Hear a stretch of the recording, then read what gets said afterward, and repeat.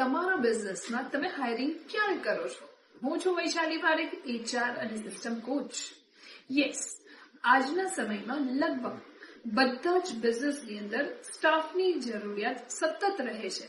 પરંતુ તમને ખબર છે કે તમે મોટા ભાગે હાયરિંગ ત્યારે જ કરો છો જ્યારે એક વ્યક્તિ પાસેથી તમે બે વ્યક્તિનું કામ લેતા હો છો.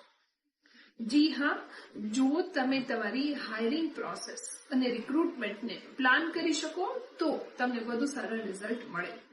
એટલે કે 3 મહિના પછી જે વ્યક્તિની જરૂર હોય તેનું રિક્રુટમેન્ટ અત્યારે કરવું જોઈએ. શા માટે?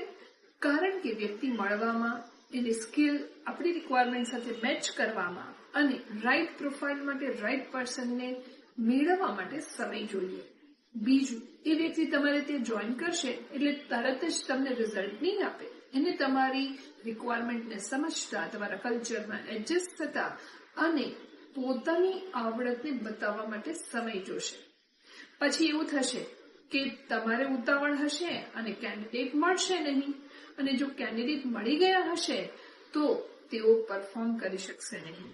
માટે તમારો વ્યવસાય નાનો હોય કે મોટો, હંમેશા હાયરિંગ અને રિક્રુટમેન્ટનું પ્લાનિંગ કરો અને જ્યારે જરૂરિયાત હોય તેના 3 મહિના પહેલાથી તેની શોધવાની શરૂઆત કરવી જોઈએ. ધન્યવાદ.